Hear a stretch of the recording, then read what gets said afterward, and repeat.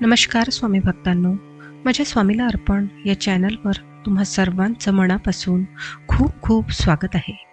स्वामी तुमच्या सर्व चांगल्या इच्छा पूर्ण करू देत आणि नेहमी तुम्हाला आनंदात, सुखात आणि हसत खेळत ठेवू देत, हीच स्वामीचरणी प्रार्थना. श्री स्वामी समर्थ महाराजांना त्रिवार वंदन करून आजच्या व्हिडिओला सुरुवात करूया. महाशिवरात्री हा महान सण यावर्षी 8 मार्च 2024 रोजी भगवान महादेवाच्या उपासनेसाठी येणार आहे.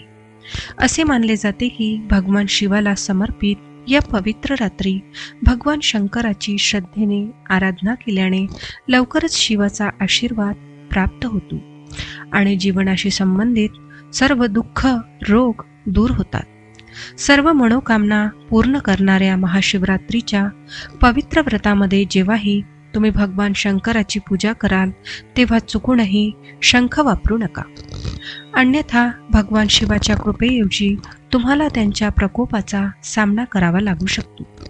अत्यंत पवित्र आणि शुभ मानला जाणारा शंख भगवान शंकराच्या पूजेत का वापरला जात नाही, तसेच भगवान शंकराच्या पूजेत कोणत्या चुका करू नये हे सुद्धा आजच्या व्हिडिओमध्ये आपण जाणून घेऊया.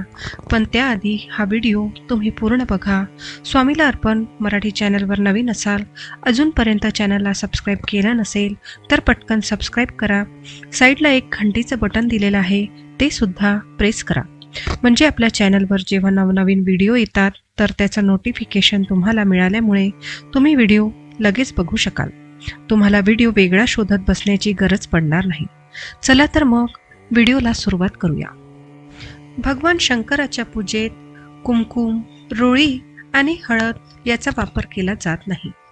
भगवान शिव हे असे देव आहेत जे बेलपत्र आणि शमीपत्र अर्पण केल्याने प्रसन्न होतात. परंतु चुकूनही त्यांच्या पूजेत तुळशीचे पान अर्पण करू नये. भगवान शिवाला नारळाचा अभिषेक करू नये.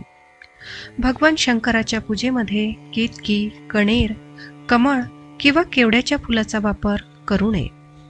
शिवपूजेमध्ये जलाभिषेक केला जातो, पण लक्षात ठेवा चुकूनही तांब्याच्या भांड्यात दूध ओतू नका, कारण तांब्याच्या भांड्यात दूध ओतल्याने ते दूध संक्रमित होते आणि अर्पण करण्यायोग्य राहत नाही. तसेच शिवलिंगावर दूध, दही, मध किंवा इतर कोणतीही वस्तू अर्पण केल्यानंतर जल अर्पण करावे, तरच जलाभिषेक पूर्ण होतो असे मानले जाते. शास्त्रानुसार शिवलिंगावर रोली आणि कुंकवाचा टिळा कधीही लावू नये. शिवलिंगावर नेहमी चंदनाचा टिळा लावावा. भगवान शंकराच्या मंदिरात प्रदक्षिणा करताना हे लक्षात ठेवा की प्रदक्षिणा कधीही पूर्ण करू नका. जेथून दूध व जल वाहते तेथेच थांबवा आणि परत जा.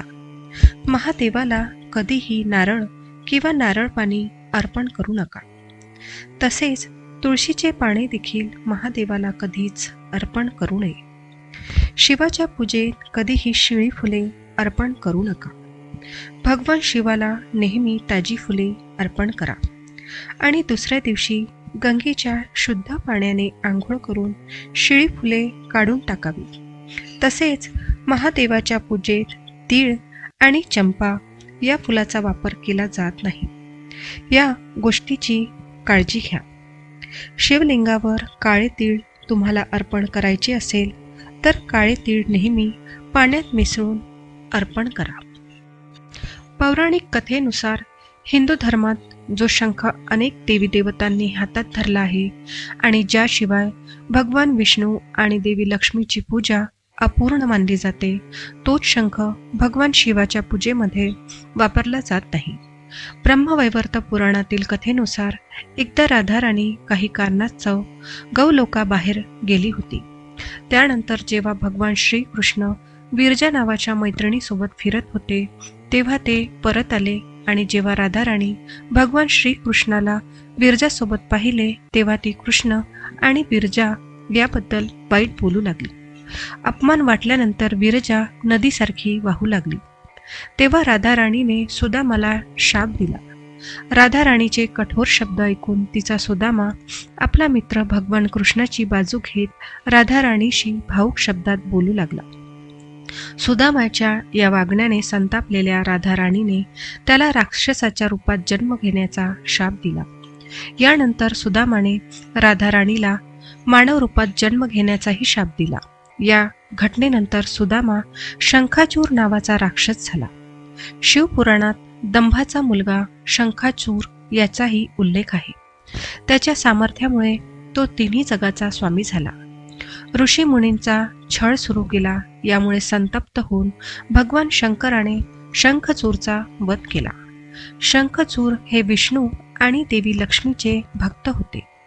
भगवान विष्णूने त्याच्या हाडापासून शंख निर्माण केला, म्हणून शंखातील पाणी विष्णू आणि इतर देवी देवतांना अर्पण केले जाते. पण भगवान शिवाने शंखाचूराचा वध केला होता. यामुळे भगवान शंकराच्या पूजेत शंख निषिद्ध मानला जातो. तर मित्रांनो, हा व्हिडिओ तुम्हाला कसा वाटला मला कमेंट करून नक्की सांगा. व्हिडिओ आवडला असेल तर व्हिडिओला लाईक करा. जास्तीत जास्त लोकांना हा व्हिडिओ शेअर करा, म्हणजे त्यांना सुद्धा ही माहिती मिळेल.